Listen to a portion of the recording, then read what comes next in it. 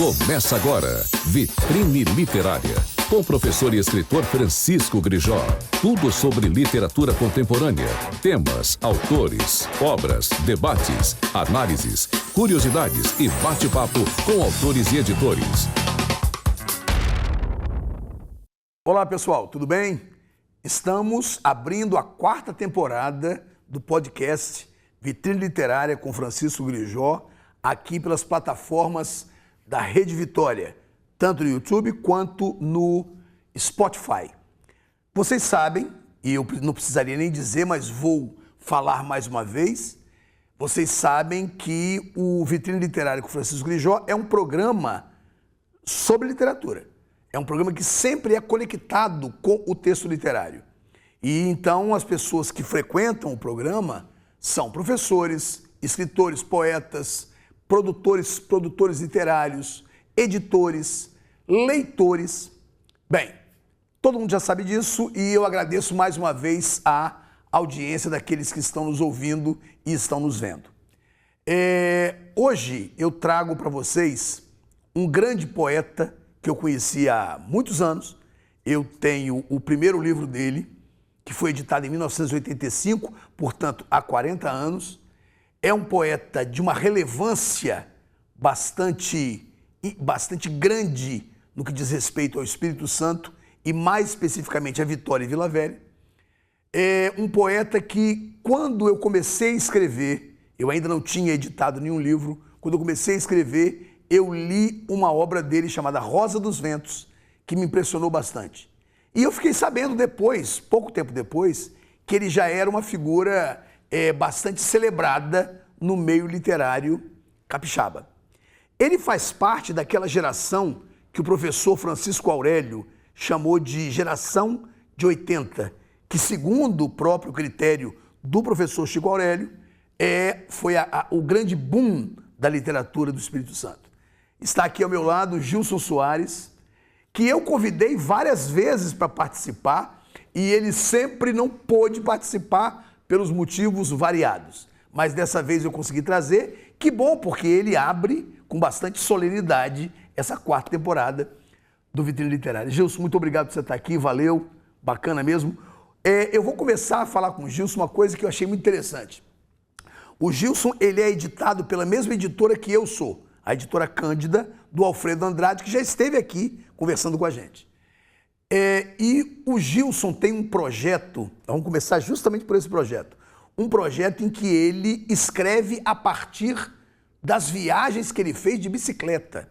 Ou seja, ele pega uma bicicleta, roda o Espírito Santo e a partir das impressões dele, ele bota no papel. Esse é um dos projetos dele, porque o Gilson tem 100 palavras, está aqui do meu lado, quem puder, quem está nos vendo, consegue ver a capa do livro, 100 palavras. O Gilson tem uma antologia interessantíssima, chamada 55, nós vamos falar disso. Um livro de poemas que eu reputo como um dos melhores livros de poemas que eu li nos últimos anos, chamado Império. E Gilson vai começar falando para nós da viagem dele com a Magrela. Gilson, o programa é seu. Grijó, obrigado. Eu quero, em primeiro lugar, agradecer, pela honra, pelo prazer, pela alegria de frequentar pela primeira vez prazer a nosso, Vitrine cara. Literária, exatamente quando se completam 4 anos, 4 temporadas. Abrimos a 4ª temporada agora. Exatamente. Uma honra para mim estar participando dessa abertura da 4ª temporada. E te parabenizar, E parabenizar ao Espírito Santo e parabenizar a rede, que te oferece esse espaço, porque é muito bacana a gente saber que aqui no estado nós temos um programa que trata de literatura em todos os seus aspectos, legal, com legal, todos obrigado. os seus olhares, e se mantém com sucesso, Obrigado. Por aqui eu sou um espectador, da Vitrine Literária, ou do Vitrine Literária, Eu acho que é do, porque é o programa, Do Vitrine Literária. Então, eu acho muito bacana, obrigado. E fico muito alegre de estar aqui.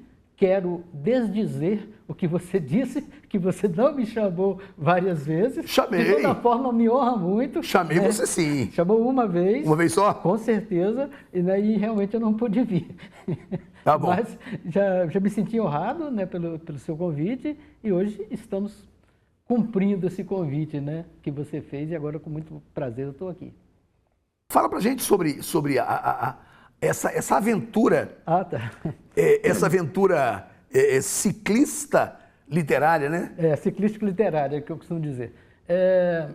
Bom, eu já pedalo há algum tempo, todos nós pedalamos há algum tempo, né? Desde a infância, né? Eu sempre gostei muito de bicicleta e sempre usei muito a bicicleta. E a partir de um certo momento, eu passei a ter a bicicleta como o meu veículo mesmo, né? De locomoção urbana, né? Eu faço todos os meus percursos, todos não, claro, né? Também de ônibus, às vezes de algum aplicativo aí, mas principalmente de bicicleta já há alguns anos. E há alguns anos também comecei a viajar de bicicleta. Aí comecei a fazer viagens mais próximas, mais curtas, mas depois, em 2 viagens, eu rodei por todo o estado do Espírito Santo. Todo o estado do Espírito Santo. Eu conheço praticamente todo o estado de bicicleta, né? E, a partir de um certo momento, também comecei a escrever sobre isso. Aliás, o meu objetivo, quando comecei a viajar, foi transformar as viagens em literatura. Então foi um projeto calculado. Foi, assim, com esse interesse, né? Eu fui viajar para escrever, né? Eu pensei, vou escrever, né? Aí criei alguns roteiros. Em 2013 eu fiz um roteiro pelo sul do Espírito Santo e pela região de montanhas. Circulei o Caparaó e voltei, né? Saí de Vila Velha. Desci pelo litoral, circulei, subi o rio Itabapoana, né, que divide o Espírito Santo do Rio de Janeiro, subi pelo lado fluminense, eu atravessei, né, o rio Itabapoana na Barra de Itabapoana, que divide o Espírito Santo do Rio de Janeiro, ali na Praia das Neves, e subi pelo lado fluminense, até começar a subir o Caparaó. E voltei para o lado capixaba, contornei o Caparaó, passei um pouquinho para o estado de Minas Gerais e desci margeando o rio Itapemirim. Subi margeando o Itabapoana, desci margeando o Itapemirim. E essa aventura, você pega e transforma o que você vê em literatura. É muito mais o que acontece. Eu não sou... assim, os textos dessas viagens, eles não são muito descritivos, nem turísticos, nem dão roteiro, entendeu?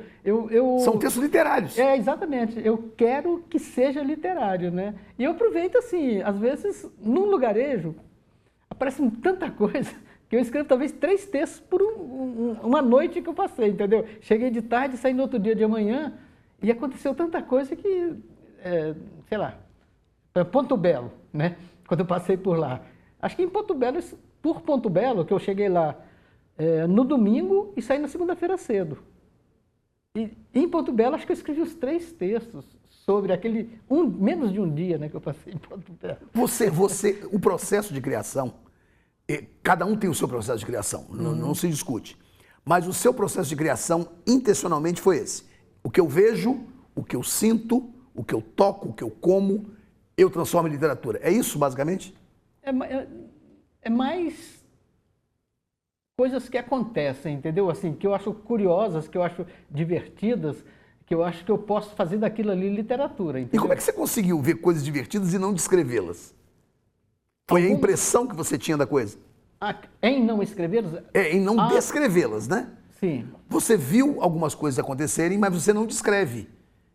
Eu não faço, assim, textos descritivos de panoramas, de paisagens, né? de características geográficas ou topográficas. Eu toco um pouco nisso aí, né? Eu não faço aquela descrição que seria uma descrição mais do ponto de vista turístico, né? De informar sobre os lugares, né? Onde você vai achar lugar para dormir, onde você vai comer, onde você quer lá. Nada disso. Sim, claro. Isso aí não passa pela literatura que eu faço.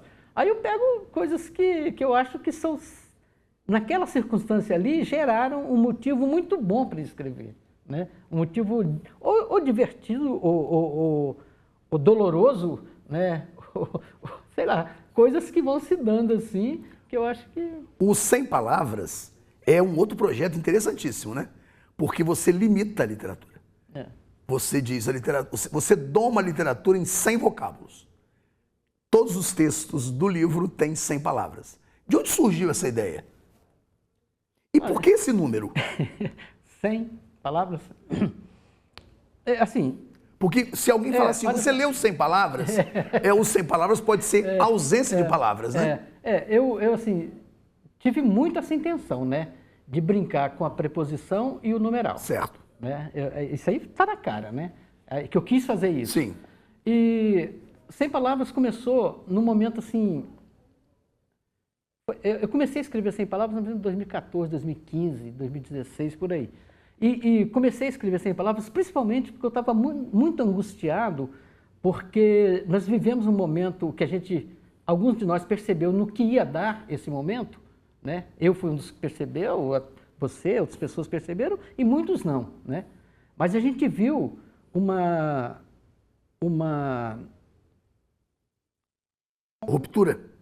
Assim, uma intenção muito forte de criar-se um discurso único no país. E no mundo, talvez até, mas no Brasil a gente sentiu isso muito mais próximo.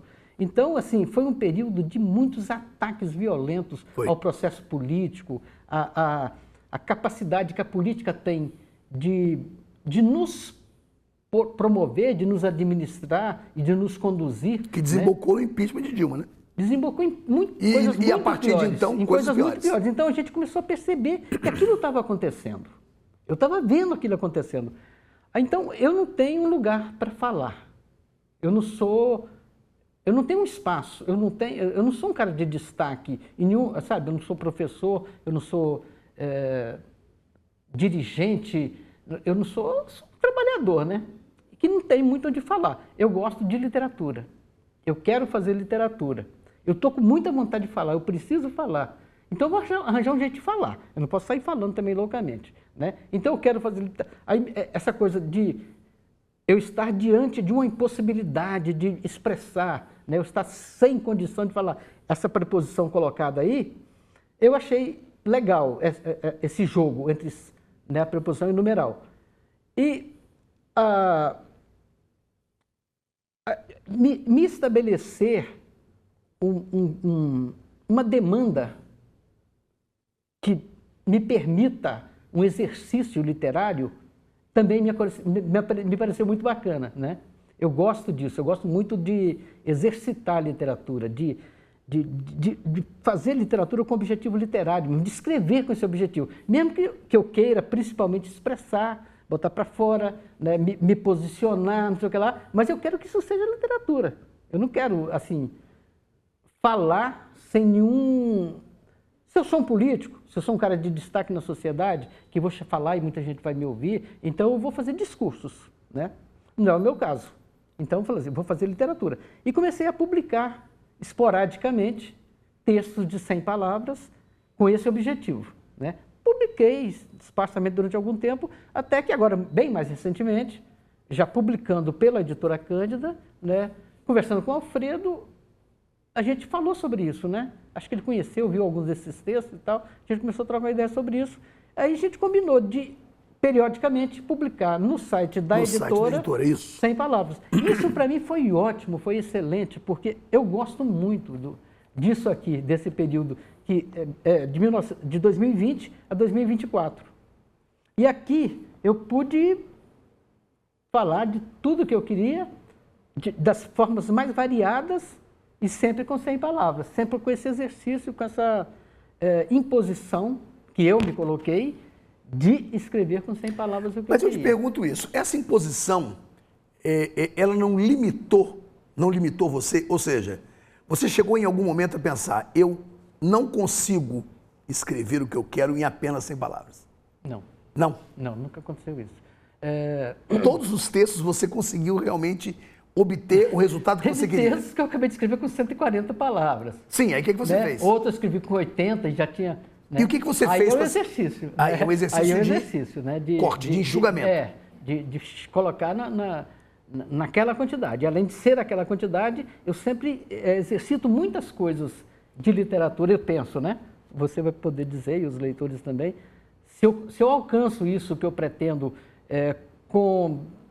trabalhando a palavra assim, com as mais diversas formas, né, de fazer jogos e brincadeiras e descobertas, né? Eu gosto disso aí. Então, eu consegui fazer isso com a certa... Não vou dizer que eu fiz bem, mas eu consegui fazer isso durante esse período e foi legal. E foi o que eu acho interessantíssimo na sua literatura e agora eu estou podendo confirmar um pouco isso, nesse papo da gente, é que você tem um grande respeito pelo leitor, mas você não se preocupa muito com ele. Você respeita o leitor, você quer que o leitor leia seu texto, mas você não escreve para ele. Você escreve para você. Você escreve para satisfazer primeiro a si mesmo. Estou errado? Eu tenho um grande prazer de escrever, né? Para mim, escrever realmente é um prazer e tem sido cada vez mais, ainda mais agora que eu tenho mais tempo, né? Quando eu não tinha muito tempo, eu escrevia, tentava e tal, mas não dava conta, né? Agora eu tenho feito isso e tenho feito com muito prazer. Então, O seu primeiro leitor é você? com certeza, com certeza. Mas assim, eu não tenho esse... Como é que você falou? Que eu tenho, eu acho que você respeita o leitor, mas você não escreve para ele. Você não pensa nele ao escrever. Eu penso que o leitor vai ver o que eu quis fazer, entendeu? Eu acho que ele vai chegar lá, né? Assim, muitas coisas que eu faço, às vezes eu nunca tive certeza se alguém percebeu aquilo que eu estava querendo. Porque eu tenho muito, assim, eu acho que todos os textos de 100 palavras, não vou dizer todos, mas quase todos, tem alguma coisa que eu quero que alguém, em um certo momento, descubra naquele texto ali. E que eu não tenho certeza se alguém... Mas você não pode exigir isso dela, que ela descubra. Não. Mas assim, sei lá, eu poderia citar, por exemplo, o Reinaldo Santos Neves, né, que é sempre bom ser citado. Né? Eu não sei nada de jazz, como você que está aí com a camisa do Charles Mingus, conhece, e você, inclusive, é um dos integrantes lá das terças-feiras e tal. Fui lá algumas vezes. Eu não sei nada de jazz. Eu gosto de jazz, quando gosto de música, eu ouço muito bem e tal, mas eu não tenho essa informação. Aliás, de nada de música internacional. O que eu sei mal e porcamente é a música popular brasileira. Não é tão mal e porcamente assim, mas a gente vai conversar isso aí. Mas assim, cara, um dos livros mais atraentes que eu conheço é 2 graus ao leste, 3 graus ao leste. Bem interessante, sobre jazz. Né? Porra, eu imagino que um ouvinte de jazz, como aquele cara que fez o prefácio, como é que é o nome dele? Aquele cara lá do Rio Grande do Sul que fez o prefácio. Esqueci agora. Pois é. E como você, e como Fernanda Chiamé, como Rogério Coimbra, né? Todos os frequentadores, principalmente das terças-feiras, devem se deliciar muito mais. Porque como é que é o personagem, como é que é o alter ego lá do Reinaldo? Rapaz, é o italiano. Falou nós dois. Mas ele, assim, ele é extremamente crítico, mordaz e violento até, né? Para mim, que não entendo de jazz, fica aquela diversão que é esse personagem. Garibaldi Magalhães. Um dos personagens mais bacanas que eu conheço da literatura, né? E é um livro que me agrada totalmente, que eu leio, releio e leio. Então, quer dizer, eu fico imaginando que o leitor, em vários níveis, vai aproveitar o que eu tenho aqui em 100 palavras. Talvez, não sei se alguns chegarão ou não, mas eu sempre penso que, assim, eu escrevo com a minha alegria, com a minha satisfação, com o meu prazer da escrita, mas sempre imagino que o leitor vai ler. Você falou sobre música, eu acho sua literatura muito musical. Eu acho que embora você não seja um adepto das rimas, mas você as usa de vez em quando e você é musical. Você tem uma ligação forte com a música popular brasileira. Né? Você é do Clube do Vinil, né? Você é um dos entusiastas, e você tem uma ligação forte com o Sérgio Sampaio, que era um grande poeta e era um ótimo compositor. Né? Essa ligação que você tem com a música, com Roberto Carlos, inclusive, eu já vi lá com Raul, né? Raul Seixas, como é que a literatura ela entra nesse jogo com a música para você? Foi bom você ter feito essa pergunta, embora eu faça uma objeção a essa citação ao Roberto Carlos, que é o Roberto Carlos que eu gostei. Aquele lá atrás. Até 1900, metade da década de 70. É aquele lá atrás, eu concordo com você também. Mas tudo bem. Eu gostaria, assim, se eu fosse me classificar enquanto poeta, enquanto escritor, principalmente enquanto poeta, eu até pensei que poderia ser, o que eu faço poderia se chamar de PPB, né? Poesia Popular Brasileira. Não porque eu seja um poeta popular, quem dera. Sim. Quem sou eu? Poeta popular é Patativa da Saré, é Cartola, são esses grandes Sem gênios dúvida, da literatura brasileira, né? Que eu nem me aproximo disso. Mas a minha formação é muito mais musical do que literária. Eu ouço muito mais do que leio. Eu sempre ouvi muito mais do que leio. Eu aprendi muito, eu diria até que eu sou um poeta de ouvido. Porque assim, eu não me aprofundei em literatura em nenhum momento da minha vida. Leio, né, como todo mundo lê, né, mas não sou um cara... Mas agora, sempre gostei muito da música popular brasileira e da poesia da música popular brasileira. Eu acho até que um crítico mais rigoroso, de formação acadêmica, vai ter muitas críticas à minha literatura, principalmente à minha poesia. Eu esbarro de vez em quando pelo que é mais da MPB do que da literatura brasileira, né? Assim, procuro fazer bem, mas eu sei que o que eu faço, eu acho que não se classificaria numa poesia, sabe, de uma certa altitude, né, de realização. Eu discordo veementemente de você, e eu acho que críticos que tenham essa vastidão de conhecimento, eles vão perceber mais do que você imagina, tá? Penso eu. Essa ligação sua com a música, me parece, isso é uma visão minha, ela é um alimento mesmo. A música alimenta a sua literatura. Você cita algumas figuras, você cita inclusive meu xará Chico Buarque de Holanda, de que eu sou fã, mas me parece que você faz diferentemente de mim. Eu, quando uso a música, eu não uso a música com o referencial que você usa. Eu queria saber de você se a harmonia, o ritmo literário, o ritmo da música influencia a sua poesia. Eu acho que não, Grijó. Acho que muito pouco, talvez. Você acha? Acho muito pouco. Eu sou letrista de música, né? Sim. Aí quando eu faço, assim, para mim é muito distinto o que é poesia, poema, Sim, né? sim. E o que é letra? E o que é letra de música. Quando eu faço a letra, eu faço sabe, de um jeito. Quando eu faço poesia, de outro. E nessa minha poesia escrita, eu acho que não tem muito isso aí, dessa influência, da forma que você coloca, não. Talvez uma influência temática, talvez uma influência de construção, né?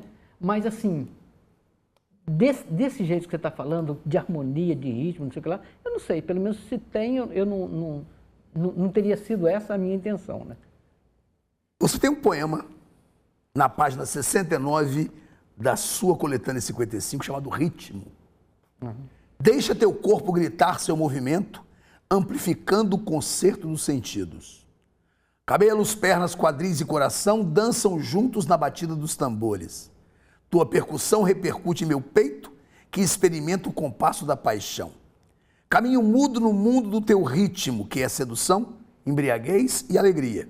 No teu corpo eu encontro a minha música, minha cidade, meu país e meu enredo. Na cadência envolvente do teu samba, vou mergulhar, minha nega, sem ter medo. Isso aqui é alta poesia e é alta letra de canção. E a epígrafe? E a epígrafe, um samba puro de amor, sem melodia ou palavra, para não perder o valor. Coisas do mundo, minha nega, de Paulina Viola. Isso aí, por isso que eu acho que você é musical. Não, sim. Isso aí eu fiz com essa intenção, claro, né? Sim. Isso aí eu fiz com essa intenção. Mas eu acho que há outros poemas que você fez que aparecem esse ritmo mesmo, essa coisa metrificada, sem o parnasianismo da coisa. Entendeu? Esse poema, assim, eu poderia fazer uma observação só a respeito dele, já que Faça. Você escolheu e leu muito bem, agora sim eu vou ouvir assim com muito... Mas eu tinha um projeto, e esse poema... Tem 3 poemas no Minério, 3 ou 4, que o 55 é uma coleção, mas esses poemas são de Minério. Sim. Aí tem uns 3 ou 4 poemas que eu tinha um projeto de fazer poesia a partir da MPB. Então eu não estava errado. Não, pois é, mas era um projeto só. Certo. Igual tem esse projeto 100 palavras, são um projeto, né? Ela Magrela é outro projeto. Eu tinha um projeto de fazer, mas não fiz, como tem vários projetos que eu não realizei nem vou realizar. mas esse era um projeto. E aí um dia, cara, eu não fiz isso, mas tem poemas desse projeto que eu gosto muito, e quando eu fiz Minério, eu coloquei esses poemas soltos, não estão juntinhos. Aí, cara, um professor que acho que você conhece, escritor, inclusive, que não me conhecia, a gente se conheceu assim, eventualmente, ele chama Alessandro Darós, né, que você conhece, ele lendo Minério, ele pensou esses poemas, ele sacou que eu tinha feito, né, porque são 3 ou 4 poemas, todos com epígrafes de versos de alguma canção, e todos com a mesma estrutura. São dísticos. E as rimas trabalhadas da mesma forma, em todos eles. O meu objetivo era fazer o livro todo assim. Né? Ué, ainda dá tempo, né? Não sei não. Quem sabe? Não sei. Gilson, olha só, o nosso tempo acabou, cara. Pô, sério, cara? Sério, são 25 minutos. Deixa eu falar pelo menos uma coisa, então, eu queria que você lesse um texto seu. Lesse? Não, mas o que você quer falar? Fica à vontade. Não, eu quero falar o seguinte. Fale. Sobre 100 palavras. Fale. Gosto muito, falei, né, que é uma realização para mim esse período que eu pude escrever, né, e eu devo bastante disso ao Alfredo, né, que a gente criou essa... Eu tenho uma relação muito boa com os editores, de uma forma geral, né. Meu primeiro editor foi Reinaldo Santos. Foi Reinaldo, você saiu pelaquela pois é, letras capixabas, né? A gente nem se conhecia, cara. Quando eu conheci, ele me expôs isso, cara, eu fiquei tão emocionado. O meu primeiro editor também. Pois é. Aí depois eu tive o Ivan Sergipense Pena, um cara que ele tinha uma pequena editora e ele publicava umas coisas aí e tal, e ele publicou o segundo livro meu, que é a Canção da Meia Idade, né, pela editora dele, Edite, né. Depois tive a Maria Clara como minha editora lá na Estação Capixaba, né, e o Alfredo, né, que a gente tem uma relação muito boa, né. Mas assim, uma das coisas que muito me alegra, além da realização de 100 palavras, é o prefácio do Fernando Chiamé. Também gostei bastante. Cara, assim, e a honra de ter, né, um cara assim... Fernando. Esteve aqui também, cara, conversamos aqui. Fernando é uma figura... Pois é, isso me alegra muito. Icônica. E enriquece muito. Para mim é uma coisa bastante... Por falar nisso, para a gente fechar, fale para quem está nos vendo e para quem está nos ouvindo, quem quiser comprar seus livros, acha onde? Na loja virtual da Editora Cândida. Todos eles? Eu creio sim, porque a Editora Cândida fez segundas edições de Minério e de Canção da Meia Idade. Certo. Né? O que não tem é Rosa dos Ventos. Rosa dos Ventos realmente... Então, né? Editora Cândida... Mas os outros livros todos podem na loja virtual. Na loja virtual da Editora Cândida. Maravilha. Gilson, querido, muito obrigado por ter aceitado. Valeu. E vou te convidar para você voltar aqui, porque eu acho que tem mais coisas para a gente poder conversar. Teria sim. Beleza? Valeu. Obrigado a você. Obrigado. Pessoal, espero que vocês tenham gostado do papo com o Gilson. É uma figura interessantíssima. Semana que vem a gente está de volta. Um grande abraço a todos. Você ouviu Vitrine Literária, com o professor e escritor Francisco Grijó. Tudo sobre literatura contemporânea, temas, autores, obras, debates, análises, curiosidades e bate-papo com autores e editores.